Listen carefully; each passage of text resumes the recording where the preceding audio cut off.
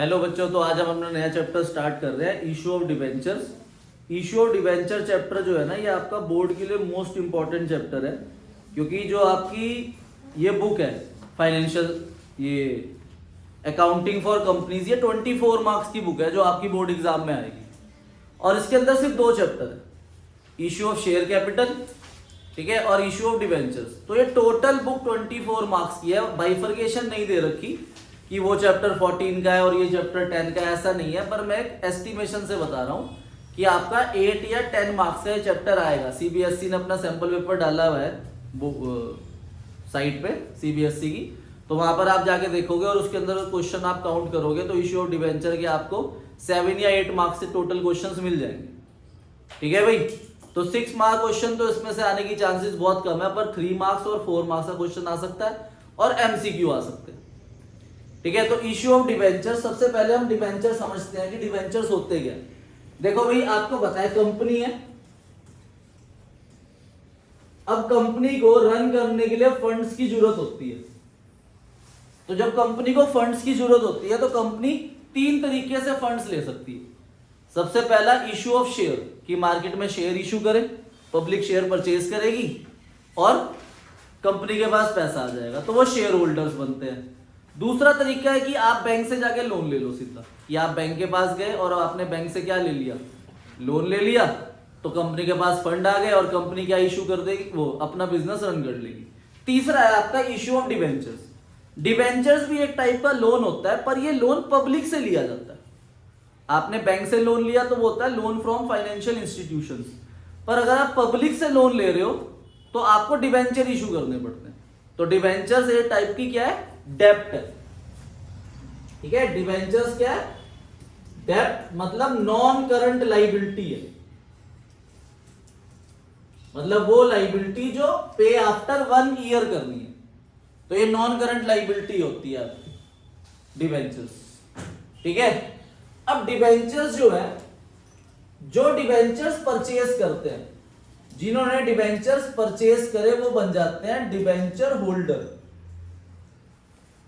ठीक है भाई, तो हमें जो जर्नल एंट्रीज करनी है इस चैप्टर के अंदर, जर्नल एंट्रीज है सिर्फ 5 या 6 जर्नल एंट्रीज है, वो आपको याद करनी है, पूरा चैप्टर आपको कवर हो जाएगा। ठीक है, तो हमें जो एंट्रीज करनी है वो कंपनी के पॉइंट ऑफ व्यू से करनी है।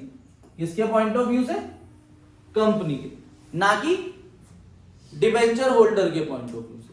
आई बात समझ में। और भी थ्योरी है इस चैप्टर की भी, डिबेंचर्स के पास क्या क्या राइट्स होते हैं, कितने टाइप के डिबेंचर्स होते हैं, वो हम चैप्टर के एंड में पढ़ेंगे। तो आज हमें सिर्फ ये पढ़ना है कि डिबेंचर्स, कंपनी ने डिबेंचर इशू करे और कंपनी के पास क्या आया, पैसा आया, तो जर्नल एंट्रीज क्या होंगी बस। ठीक है भाई, तो सबसे पहली बात, कंपनी डिबेंचर 2 तरीके से इशू कर सकती है। एक है लमसम, ठीक है भाई, लमसम, और एक होता है इंस्टॉलमेंट। ठीक है, लमसम का मतलब होता है कि जैसे मान लो कि कंपनी को 6,000 रुपए चाहिए, तो कंपनी ने 6,000 रुपए एक साथ मंगा लिए, सारे पैसे एक साथ ले लिए आपसे 6,000 रुपए, तो उसे क्या बोलते हैं, लमसम। इंस्टॉलमेंट का मतलब होता है कि भाई वही 6,000 रुपीज चाहिए, पर 6,000 रुपीज की बाइफर्केशन कर दी कि पहले 1,000 मंगा रहे हैं, फिर 2,000 मंगा रहे हैं, फिर 3,000 मंगा रहे हैं। ठीक है भाई, तो इंस्टॉलमेंट का मतलब कि अमाउंट को बाइफरकेट कर दिया स्मॉल इंस्टॉलमेंट में। ठीक है, अब एक ही बार पैसा आ रहा है ना 6,000, तो एक ही बार पैसा आया तो कितनी एंट्री आऊंगी, 2। कितनी बार पैसा आया तो एंट्री होंगी, मतलब एक इंस्टॉलमेंट की कितनी एंट्री, 2 इंस्टॉलमेंट की कितनी एंट्री, 4 इंस्टॉलमेंट की कितनी एंट्री, 8। ठीक है, तो यहां पर एक ही इंस्टॉलमेंट है, एक ही इंस्टॉलमेंट है तो क्या बोलेंगे, लमसम, और अगर इंस्टॉलमेंट्स हैं तो उसे इंस्टॉलमेंट्स बोलेंगे। ठीक है भाई, अब आपको समझना है, हमारा टॉपिक आज लमसम चलेगा, तो लमसम के अंदर, ठीक है, हमारा टॉपिक जो आज चलेगा वो चलेगा लमसम। अब लमसम के अंदर आपके 3 टॉपिक है। सबसे पहला है कि आपने डिबेंचर इशू करे एट पार। एट पार का मतलब क्या होता है, अगर आपके पास 100 रुपए की चीज है तो आपने 100 रुपए में सेल करा, ठीक है भाई, 100 रुपए की चीज 100 रुपए में सेल करते हैं तो उसे क्या बोलते हैं, एट पार। दूसरा है एट प्रीमियम। प्रीमियम का मतलब होता है कि 100 रुपीज की चीज है और आपने 110 रुपीज में कर दी, या 120 रुपीज में कर दी, या 130 रुपीज में कर दी, मतलब 100 रुपीज से ज्यादा में करी, तो वो जो ज्यादा है उसे क्या बोलते हैं, प्रीमियम। ठीक है भाई, अब ध्यान से देखना, ये जो 100 रुपीज है ना, इस 100 रुपीज को बोलते हैं फेस वैल्यू। कौन सी वैल्यू, और 100 रुपीज में ही इशू कर दिया तो इसे बोलते हैं इशू प्राइस। कौन सा प्राइस, ऐसे ही यहां पर 100 रुपीज में आप कर रहे हो तो ये कौन सी वैल्यू है, पर आपने इशू कितने में करा, तो इसमें इशू प्राइस है। तो इसका मतलब एक डिफरेंस आपको याद रखना है कि पार के अंदर फेस वैल्यू और इशू प्राइस क्या होते हैं, इक्वल, पर प्रीमियम के अंदर फेस वैल्यू जो होती है वो इशू प्राइस से क्या होती है, कम होती है। ठीक है भाई, इशू प्राइस मतलब जितने में आपने मार्केट में इशू करा, तो अगर वो 100 रुपए से ज्यादा है तो वो क्या है, प्रीमियम। तो प्रीमियम कितने रुपए है इसमें, 10 रुपए। उस 10 रुपए को हम सिक्योरिटी प्रीमियम रिजर्व बोलते हैं, अभी लिखेंगे। और यहां पर 100 रुपए फेस वैल्यू और 100 रुपए क्या है, इशू प्राइस। तो जर्नल एंट्री कैसे करनी है भाई, पार पे समझो पहले। एग्जांपल है, एक्स लिमिटेड ने इशू करे 5000 9% डिवेंचर। ये नाम होता है पूरा 9% डिवेंचर। तो आप ये 9% से कंफ्यूज मत हो जाना कि ये 9% क्या है, ये नाम है पूरा कि 9% डिवेंचर। जो भी ये डिवेंचर खरीदेगा उसे 9% इंटरेस्ट मिलेगा। अभी इंटरेस्ट की कोई एंट्री नहीं करनी है, ठीक है। तो कितने डिवेंचर इशू करे, 5000, ये नंबर है।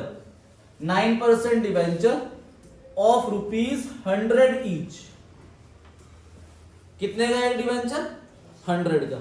तो आपने इशू करे तो 5000 इंटू 100 एक साथ आएगा पैसा, क्योंकि हमारे टॉपिक का नाम क्या है, लमसम। तो आपके पास 5000 इंटू 100 रुपीज कितने रुपए आ रहे हैं,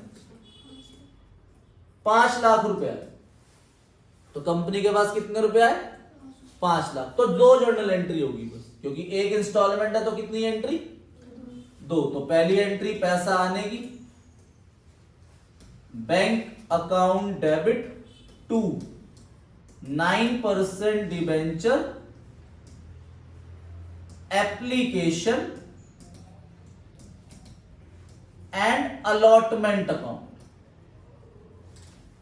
पूरा लिखो journal entry, bank account debit to 9% debenture application and allotment account. कितना पैसा आया बैंक में, तो यहां पर आ जाएगा 5 लाख और इधर आ जाएगा 5।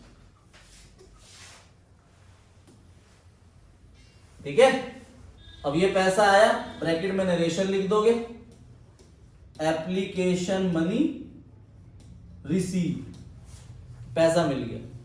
अब दूसरी एंट्री, ये पैसा आप ट्रांसफर करोगे डिबेंचर में, तो अगली एंट्री होगी 9% debenture application and allotment account. ये मैंने शॉर्ट फॉर्म लिख दी एप्लीकेशन और अलॉटमेंट की। तो 9% debenture application allotment account debit to 9% debenture account.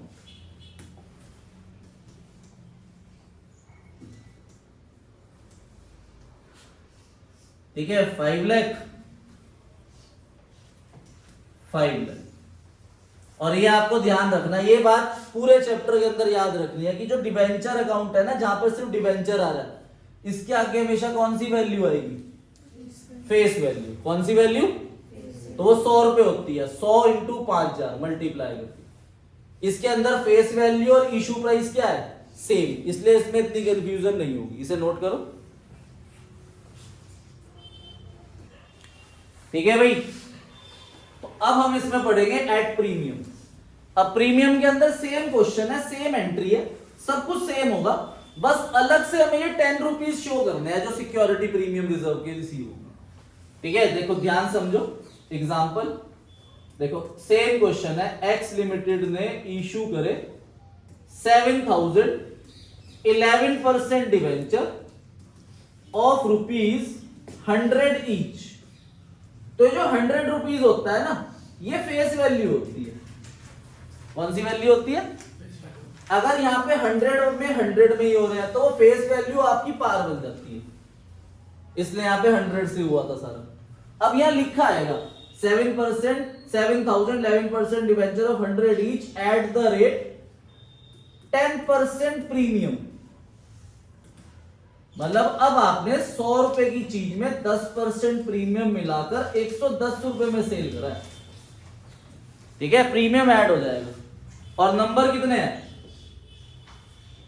तो 7,000 इंटू 110 रुपीज आ रहे हैं अब आपके पास। पहली एंट्री से ये वाली बैंक अकाउंट डेबिट, बस यहां पे 11% लिख देंगे। 11% debenture application and allotment account 7,70,000, 7,70,000। Bank account debit to 11% debenture application and allotment account 7,70,000, 7,70,000। अब B point 11% debenture application and allotment account debit, एक मिनट रुक जाना, 7,70,000 रुपीज। इधर देखो, देखो यहां पर क्या था? डिवेंचर एप्लीकेशन अलॉटमेंट, वहां भी डेबिट में। टू क्या लिखा है? डिवेंचर अकाउंट, तो यहां पर भी मैं लिखूंगा टू 11% डिवेंचर अकाउंट। पर यहां पर फेस वैल्यू थी सिर्फ, यहां पर फेस वैल्यू ये है और ये 10 रुपए क्या है? प्रीमियम। तो वो अलग अलग दिखाना। तो टू 11% डिवेंचर और to security premium reserve account. क्योंकि डिवेंचर क्या है, कौन सी वैल्यू आती है? Face value. तो यहां पर आएगा आपका 7,000 इंटू 100 और यहां अलग आएगा 7,000 इंटू 10, अलग अलग लिख देंगे। तो यहां पर आ जाएगा 7 लाख और यहां पर 70,000। ठीक है भाई, कोई बात नहीं। ठीक है भाई, ये आ गया समझ, पार और प्रीमियम। अब थर्ड पे आ जाओ, एट डिस्काउंट।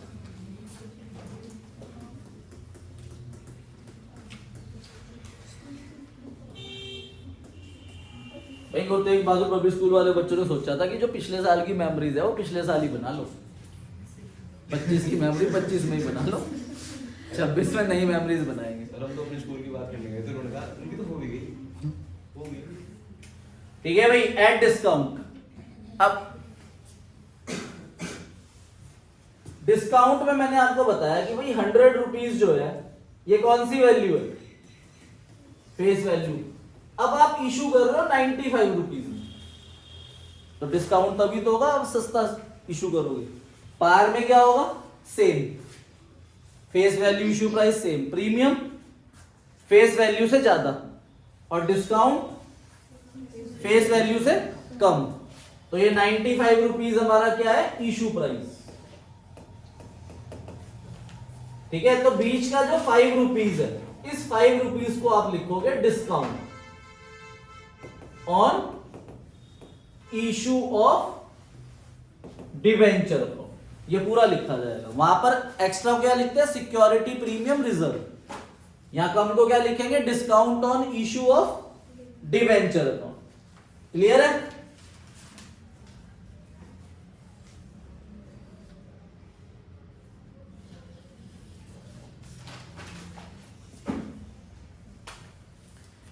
ठीक है भाई, तो इसमें एग्जांपल है आपका Y limited issued 3,000 9% debenture of ₹100 each at the rate 10% discount. अब आपने 10% डिस्काउंट पे इशू करा, 100 रुपए क्या है आपकी फेस वैल्यू, तो 10 रुपीज माइनस हो जाएगा आपका। तो 10 रुपीज माइनस, तो आपने 90 रुपीज में इशू करा, तो ये 3000 जो है ये नंबर है, 90 से मल्टीप्लाई होंगे। अब हमारे पास 90 रुपीज आ रहे हैं, तो पहली entry bank account debit to 9% debenture application and allotment account 2,70,000, 2,70,000। ठीक है, कम आया हमारे पास। अब डिस्काउंट डेबिट होता है, तो अगली entry 9% debenture application and allotment account debit, discount on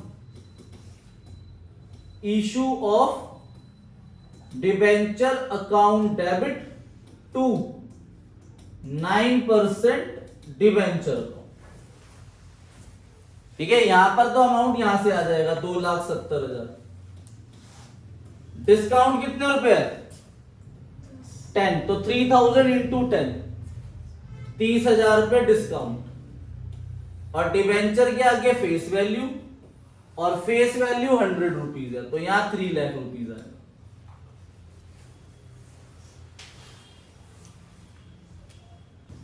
हाँ जी, तो अभी हमारा जो टॉपिक चल रहा था ये क्या था? लमसम। तो लमसम के अंदर हमने पढ़ा कि पार पे अगर इशू कर रहे हैं तो नंबर को हमें सीधा 100 से मल्टीप्लाई करना, एंट्री कर देनी है। अगर हम प्रीमियम पे इशू कर रहे हैं तो हमें नंबर्स ऑफ डिवेंचर को प्रीमियम को मिला के ऐड करना है, और जब हम दूसरी एंट्री करेंगे तो उसमें फेस वैल्यू अलग करनी है और प्रीमियम अलग लिखना है। फिर हमने डिस्काउंट पढ़ा। ठीक है भाई, डिस्काउंट में भी नंबर्स को जो मल्टीप्लाई करना है वो एक्चुअल अमाउंट से करना है, कितने आ रहे हैं बैंक वाली एंट्री में। और फिर अगली एंट्री में डिस्काउंट को अलग लिखना है। क्यों? क्योंकि डिवेंचर क्या है, कौन सी वैल्यू आती है? Face value. और फेस वैल्यू हमेशा क्या होगी? 100 रुपीज या 10 रुपीज एज पर क्वेश्चन। तो अब हमारा टॉपिक है इंस्टॉलमेंट। तो अब आप हेडिंग डाल लो इंस्टॉलमेंट, कि अब आप इंस्टॉलमेंट पे डिवेंचर इशू करो। ठीक है भाई, आई बात समझ में या नहीं आई? तो इंस्टॉलमेंट के अंदर क्या होगा, अब क्वेश्चन के अंदर आपको बताया जाएगा कि आपने जो डिवेंचर इशू करे हैं उसमें आप सारे पैसे एक साथ नहीं ले रहे। ठीक है, सारा पैसा एक साथ नहीं आ रहा, तो अब इंस्टॉलमेंट में पैसा आएगा। तो जब इंस्टॉलमेंट होगा तो एंट्री भी इंस्टॉलमेंट्स में होंगी। इसमें आपको याद रखना, क्योंकि इसकी चांस सबसे ज्यादा एग्जाम में आने की। जैसे क्वेश्चन क्या लिखा है, प्रीमियम वाला बता रहा हूं। प्रीमियम मतलब 100 रुपीज को आपने 110 रुपए में इशू करा, तो 10 रुपीज एक्स्ट्रा है। वो 10 रुपीज क्या है, बताओ क्या बोलते हैं इस 10 रुपीज को? Security premium reserve. ठीक है, एक्स लिमिटेड ने 7,009% डिवेंचर ऑफ 100 ईच इशू करे 10% प्रीमियम पे। अब आगे लिखा आएगा payable as follows, ₹30 on application. क्या आपने पहले कितने रुपए मांगे? 30 रुपीज। फिर आपने ₹50 ऑन अलॉटमेंट। दूसरी इंस्टॉलमेंट का नाम अलॉटमेंट होता है। ठीक है, अब अलॉटमेंट के ब्रैकेट में लिख दिया इंक्लूडिंग प्रीमियम। अब बताओ कितना परसेंट प्रीमियम है, और वो 100 का निकलेगा, तो 100 का 10% कितना हो गया? 10। तो वो इस 50 में इंक्लूड है।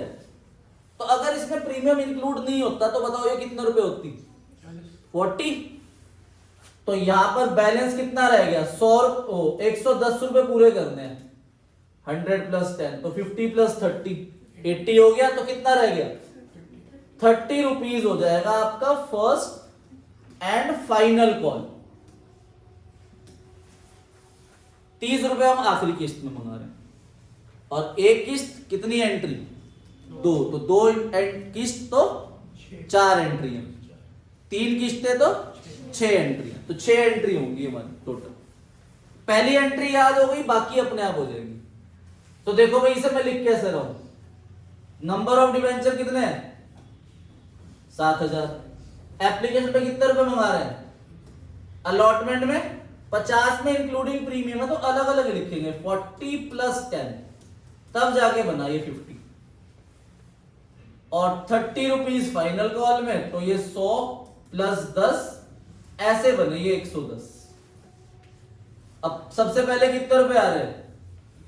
तो पहली एंट्री हुई bank account debit to 9% debenture application 7000 into 30, तो यहां होगा 7000 इंटू 30, तो 2,10,000, 2,10,000। फिर दूसरी एंट्री 9% डिवेंचर एप्लीकेशन, यही आ जाएगा 2,10,000, और टू 9% डिवेंचर के आगे भी 2,10,000। अब ये बात याद रखो भाई, जिसने चैप्टर पहले नहीं करा हो, पहली एंट्री किसकी होती है? बैंक की। दूसरी एंट्री होती है ट्रांसफर करने की। क्या करने की? अब जब दूसरी किस्त मांगूंगा ना मैं 50 रुपए, उसमें ये वाली एंट्री पहले होगी और ये वाली एंट्री बाद में। अब हर एक बारी में सेकंड एंट्री पहले और फर्स्ट एंट्री बाद में। बस एप्लीकेशन ये क्या लिखना है? अलॉटमेंट। क्या लिखना है? क्योंकि दूसरे इंस्टॉलमेंट का नाम अलॉटमेंट है। तो अब एंट्री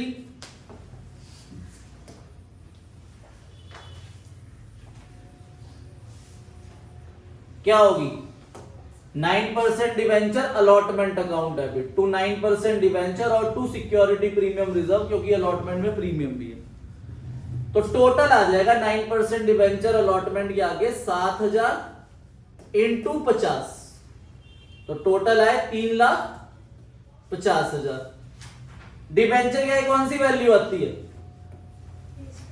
और वो फेस वैल्यू कितनी है प्रीमियम के अलावा? कितनी है? 40। तो 7 4 28, तो यहां पर आएगा 2,80,000 और प्रीमियम 10 रुपीज 7,000 इंटू 10, तो यहां पर 70,000। फिर अगली एंट्री बैंक में टोटल 50 रुपीज आएंगे, 7,000 इंटू 50, 3,50,000, 3,50,000। फिर हम मांगेंगे फाइनल कॉल। फिर से ये वाली एंट्री पहले और ये वाली एंट्री, बस एप्लीकेशन क्या लिखेंगे? First and final call. तो 9% debenture first and final call account debit to 9% debenture 7,000 into 30, यहां पे 30 रुपए आ गए। फिर वो transfer bank account debit to 9% debenture first and final call. कर लो नोट। हाँ जी, अब है आपका टॉपिक इसी के अंदर। उतार लिया बेटा ये? अब इसके अंदर हमने प्रीमियम पढ़ा, अब हम इंस्टॉलमेंट के अंदर पढ़ेंगे डिस्काउंट। तो ये आपको ध्यान रखना, डिस्काउंट डेबिट होता है और प्रीमियम क्रेडिट होता है। जिसके साथ है वहां देखना, बैंक वाली एंट्री में नहीं आता कभी भी। देखो यहां पर बैंक वाली एंट्री हुई, अलॉटमेंट में बैंक वाली एंट्री हुई, जो ट्रांसफर वाली एंट्री है ना उसमें अलग अलग लिखना होता है बस। ठीक है? डिबेंचर क्या है? क्योंकि कौन सा वैल्यू आता है? फेस वैल्यू, तो प्रीमियम अलग लिखेंगे। ऐसे डिस्काउंट वाली जो एंट्री होगी वो भी किस में अलग होगी? इस वाली एंट्री में, या फिर ये वाली एंट्री में, या फिर ये वाली एंट्री में। बैंक वाली एंट्री में अलग नहीं होगा कभी भी, बैंक में कंबाइन होगा। ठीक है? तो देखो भाई ध्यान से, अब जैसे आपने इशू करे यहां पर डिवेंचर्स, जो क्वेश्चन समझो ध्यान से कि आपने 3,000 9% डिवेंचर ऑफ 100 ईच 5% डिस्काउंट पे इशू करे। मतलब 100 रुपए की चीज 5 रुपीज कट करके कितने रुपए में सेल करी? 95 रुपीज में। तो हमारे पास टोटल 95 रुपीज आए, बस वो एक साथ नहीं आ रहे, इंस्टॉलमेंट में आ रहे।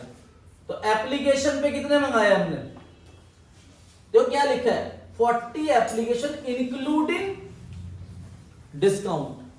इसका मतलब है 40 रुपए डिस्काउंट माइनस करने के बाद है। तो क्या आप मुझे बता सकते हो कि अगर इसमें डिस्काउंट नहीं होता तो ये टोटल कितने होते? 45। जैसे यहां पर हमने क्या पढ़ा, ये प्रीमियम जो है ये प्रीमियम इंक्लूड करके है 50 में, तो अगर इसमें प्रीमियम नहीं होता तो हमने 10 हटाए हैं तब जाके 40 आया, और डिस्काउंट माइनस हो रखा होता है तो हमें डिस्काउंट को क्या करना पड़ा, प्लस।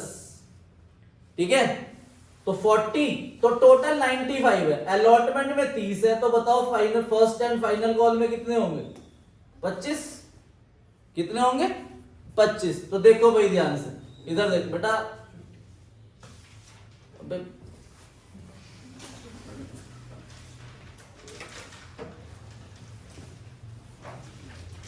देखो भाई 45 रुपीज माइनस 5 40 रुपीज, तब जाके 40 रुपीज आया डिस्काउंट माइनस होने से पहले। तो ये जो 45 रुपीज है ना, ये फेस वैल्यू है। ठीक है, अब पहली एंट्री वही क्या होती है, पहली entry bank account debit to 9% debenture application account. Number of debenture कितने हैं, 3000, तो यहां पर एंट्री होगी 3000 इंटू 40, कितना आएगा, 1,20,000, 1,20,000। अब इसमें डिस्काउंट जो है वो एप्लीकेशन पे ही है, तो यहीं पर डेबिट हो जाएगा वो 9% debenture application account debit,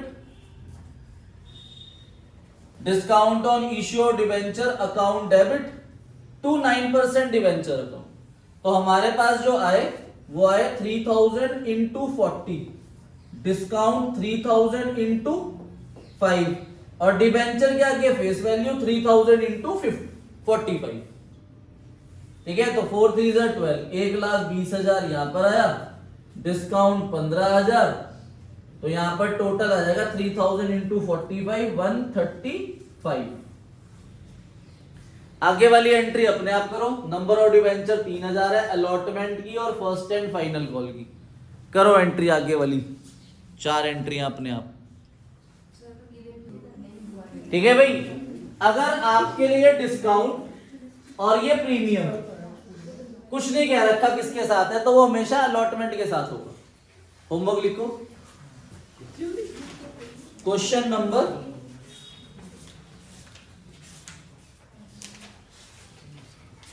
illustration लिखो पहले। देखो भाई, मैं पहले ही बता रहा हूं, कल मैं होमवर्क चेक करूंगा, और जो बच्चा होमवर्क नहीं करके आएगा कल उसके घर पहले फोन करूंगा मैं। कोई बात नहीं, अरे तेरी बात नहीं कर रहा मैं, इन सब की बात कर रहा हूं। ठीक है, और दूसरी बात, कल 1 दिसंबर है, जो बच्चा छुट्टी भी करेगा, 1 जनवरी सॉरी 1 जनवरी है, और जो बच्चा छुट्टी करेगा उसे घर भी कॉल करूंगा। तो इसलिए मैं पहले ही बता देता हूं कि कल, क्योंकि ये चैप्टर बड़ा इंपॉर्टेंट है, 8 से 10 मार्क्स का आना है, और मुश्किल से 4 या 5 दिन का चैप्टर है, छुट्टी होगी तो ये चैप्टर 0 हो जाएगा। सर बस सुबह का time. Illustration number 1, illustration 2, illustration 3, illustration 4, illustration 5, illustration 6,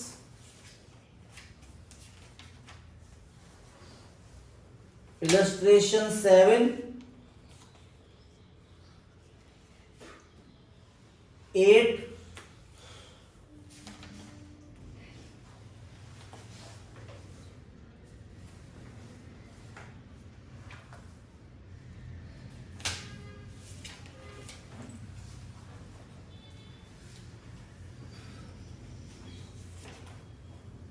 ठीक है। Question number 5 6 7 9